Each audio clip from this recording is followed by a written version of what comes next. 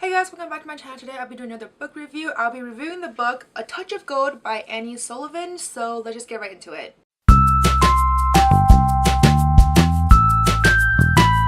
So of course I'll be starting off with my non-spoiler / summary of this book. So to summarize this book in just a few quick words, it's basically a retelling or a spin-off of the classic story of King Midas, who can essentially turn anything to gold with a touch of his hands. But this story mostly focuses on King Midas's daughter and how exactly his curse affected her life as well as his kingdom. So that's the very short gist of what this book is about.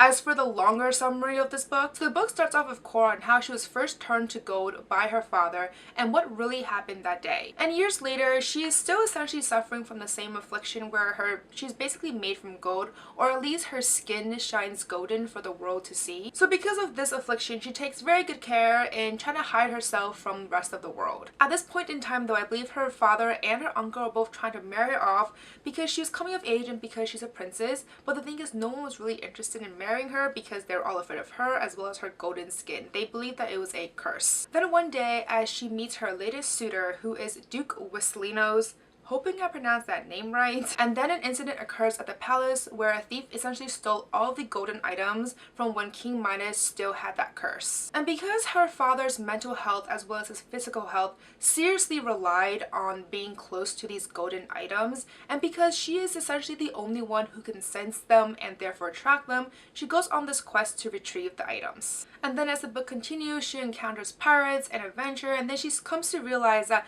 not everything is what it seems. So that's the end of the summary. In terms of my 2 cents of the book, this is actually a really quick read for me, and to be honest, I don't think I've ever heard of any retellings of King Midas. So for me, I thought this was very intriguing, and that's what drew me into this book in the beginning. However, for me though, I think the biggest downside is the fact that everything was so predictable. I felt like all these plot twists that was going to happen when I thought they were going to happen.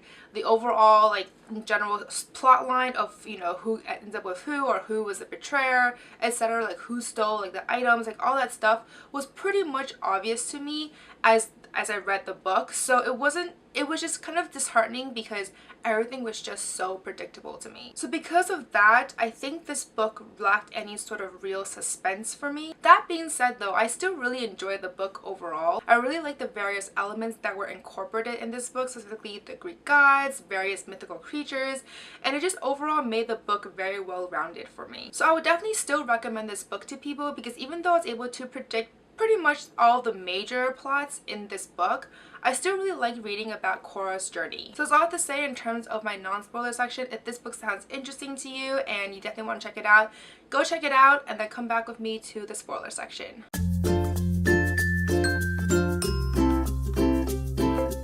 After compiling all of my notes for this review, I realized that there's not that much to say in terms of the spoiler section, so it'll be kind of short because the book, as I stated earlier, is relatively straightforward. So for me, I think there were 2 major points, or 2 major questions, I guess, for this book. The first one is, who exactly was the ultimate antagonist? And second of all, who is the love interest of Cora? Since this is YA, there's always going to be a love interest. I have yet to read a YA where there is none. I think it's like super few and far between, so there is a love interest and a love story in this book. And these were 2 points that I was basically able to predict pretty much right from the beginning. As soon as these characters are introduced, I was like, I think this is he or she is this so-and-so person at the end, and I was right. So yeah, so let's talk about the love interest. Royce was the most obvious in terms of who she'll end up with because hello, it's like literally the same trope over and over again. He is the stereotypical young adult male lead who is very gruff in the beginning, a bit cold at times, and then there would be this huge misunderstanding between him and the female lead. And then at one point, this misunderstanding would be cleared up, and then they realized that, oh, there's this intense attraction between the 2 of them. And this book followed that to its core. So as soon as he was revealed, I was like, and he was very brusque and gruff, I was like, yeah, I think this is the guy. So for me, I find that this is a very standard formula for young adult. So this one was definitely no exception whatsoever. I mean, I did enjoy the romance between the 2 of them, but it would have been really interesting if there was actually a plot twist where he actually was the villain. Like, he was made to be kind of the villain in the beginning, but it was pretty obvious that he wasn't, at least in my books.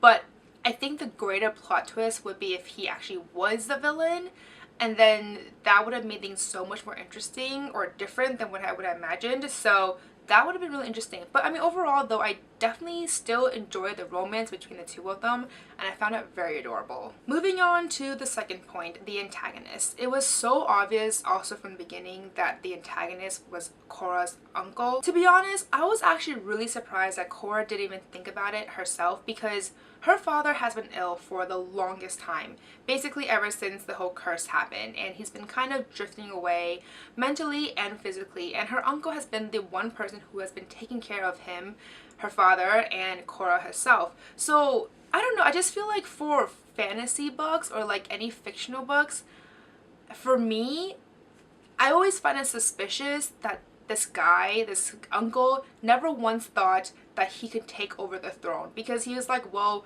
my brother here is kind of useless right now, so I would take over the throne since, you know, he can't do anything, he can't do his job right now. But she never once thought of that. I guess she was just very naive and innocent. I mean, for me, I would have been like very suspicious from the start, like, I don't know about that. But I guess she was very trusting, and I guess that was good on her end, but unfortunately it completely backfired on her because her uncle was the antagonist. So yeah. So for this particular section, yes, I was able to identify that he was the person behind him from the beginning. I feel like I didn't really know all the details. So the details, like as it was revealed to me throughout the book, was really interesting. I just didn't know how he was related in terms of how he was the main antagonist. I just knew that he was behind everything.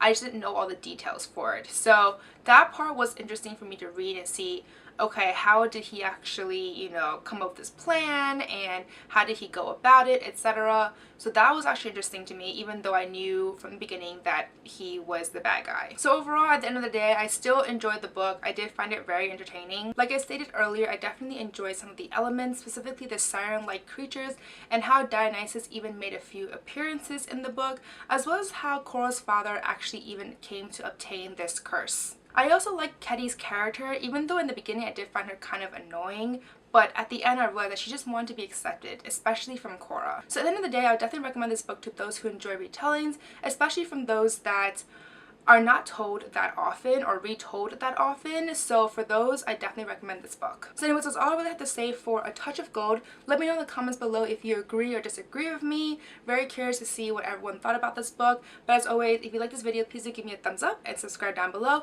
Don't forget to follow me on Twitter, Facebook, and Instagram. That's it for today, guys. Thank you. Bye.